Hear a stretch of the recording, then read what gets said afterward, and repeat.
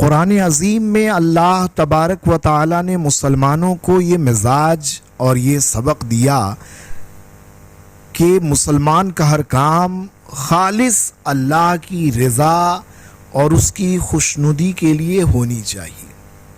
چنانچہ اللہ تبارک و تعالی 8ویں پارے میں ارشاد فرما رہا ہے، قل ان صلاتی و نسکی و محیای و مماتی للہ رب العالمین۔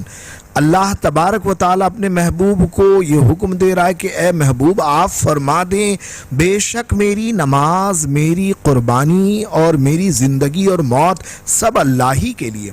تو اسی لاجک کے تحت تمام مسلمانوں کو اپنی زندگی گزارنی چاہیے اور ہر کام اللہ ہی کی رضا، اس کی خوشنودی کے لیے کرنا چاہیے۔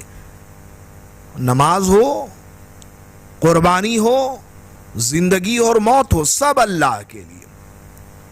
تو اس آیت کریمہ میں جہاں کئی باتوں کا تذکرہ ہے وہیں قربانی کا بھی تذکرہ ہے۔ گویا یہ بتایا گیا کہ قربانی صرف اللہ کی رضا اور اس کی خوشنودی کے لیے ہونی چاہیے۔ اور ایک دوسرے مقام پر اللہ تبارک و تعالیٰ فرما رہا ہے لَن يَنَالَ اللَّهَ لُحُومُهَا وَلَا دِمَاؤُهَا وَلَكِن يَنَالُهُ التَّقْوَى مِنكُمْ۔ اللہ کے حضور نہ تو قربانی کے جانور کا گوشت پہنچتا ہے اور نہ خون پہنچتا، وَلَكِن يَنَالُهُ التَّقْوَى مِنكُمْ، بلکہ قربانی کرنے والے کا تقوی اور اس کی نیک نیتی اور پرہیزگاری پہنچتی ہے۔ تو اس سے بھی یہ سبق ملا کہ قربانی جو ہے وہ اللہ کی رضا اور اس کی خوشنودی کے لیے ہونی چاہیے اور نیت درست ہونی چاہیے۔ لیکن آج کل کیا ہو رہا ہے؟ آج کل یہ ہو رہا ہے کہ ایک آدمی جو غریب کی امداد و اعانت کے لیے دو چار سو روپے کبھی جیب سے نہیں نکالتا، وہ قربانی کے موقع پر آپ دیکھیں 2 لاکھ روپے کی گائے لا رہا ہے، 2 لاکھ روپے کا جانور لا رہا ہے، 5 لاکھ روپے کا جانور خرید رہا ہے، اور وہ مسجد میں، مدرسہ میں یتیموں کو اور ادھر ادھر جو غریب اور فقراء و مساکین ہیں انہیں 200 روپے دینے کے لیے اس کی طبیعت کبھی زندگی میں آمادہ نہیں ہو پاتی۔ آخر ایسا کیوں ہے؟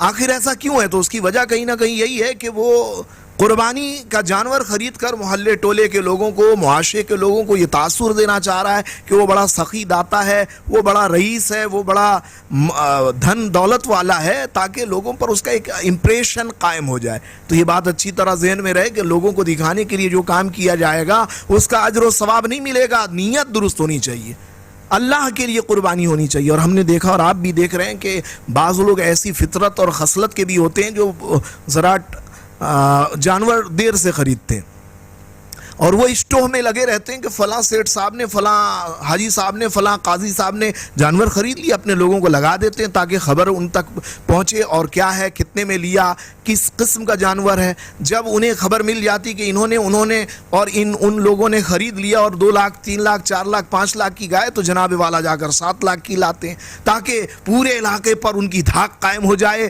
اور وہ تمام لوگوں پر ان کی برتری ثابت ہو جائے۔ تو یہ اللہ کے لیے قربانی نہیں ہوئی۔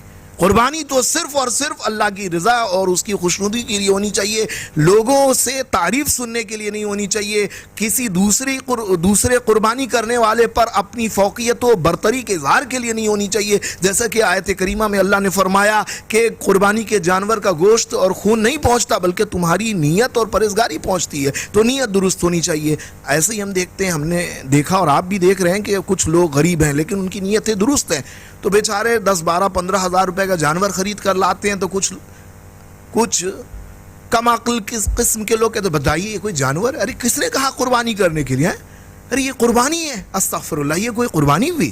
دیکھیے ہماری گائے، دیکھیے بالکل پورے محلے میں ہماری گائے کے ٹکر کا کوئی ہے ہی نہیں۔ ہاں یہ ممکن ہے کہ آپ کے جانور کی جسامت اور اس کی ساخت کے مقابلے میں ظاہری طور پہ کوئی نہ ہو، لیکن چونکہ نیت آپ کی کچھ اور ہے، نیت چونکہ نام و نمود ہے، تو اگرچہ آپ کا جانور تگڑا ہے لیکن نیت کی خرابی کی وجہ سے اجر و ثواب کے آپ مستحق نہیں ہے۔ دوسرا آدمی جو اگرچہ نحیف و ناتواں کمزور ہے اور اس بنیاد پر وہ کمزور جانور خرید کے لایا ہے، لیکن جانور اگرچہ کمزور ہے لیکن اس کی نیت مضبوط ہے، اس کی نیت اور اس کی خواہش و تمنا اللہ کی رضا اور مقصود اللہ کی رضا اور اس کی خوشنودی حاصل کرنا چونکہ اس کا مقصود ہے، اس لیے جانور کمتر ہونے کے باوجود بھی اجر و ثواب میں آپ پر وہ برتر اور فائق رہے گا۔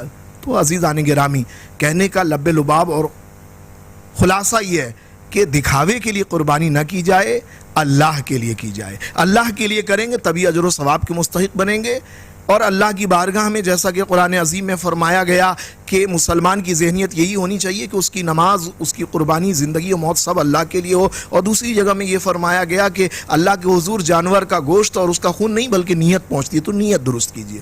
اور حدیثوں میں اللہ کے رسول صلی اللہ علیہ وسلم نے فرمایا کہ ریا یعنی اپنی نمائش اور اپنی شہرت یا اپنی تعریف سننے کے لیے کوئی کام کرنا، یہ ریا ہے، جسے حضور نے شرک اصغر قرار دیا ہے۔ اور اس میں نیکی کے بجائے الٹے عذاب کا سامنا ہوتا ہے، گناہ کا سامنا ہوتا ہے، آدمی گناہ گار ہو جاتا ہے۔ تو خدا را اپنی نیتوں کو خراب کر کے اپنے اعمال کو ضائع نہ کیجیے، اپنی نیتوں کو درست کر کے آپ اپنے اعمال کی حفاظت کیجیے۔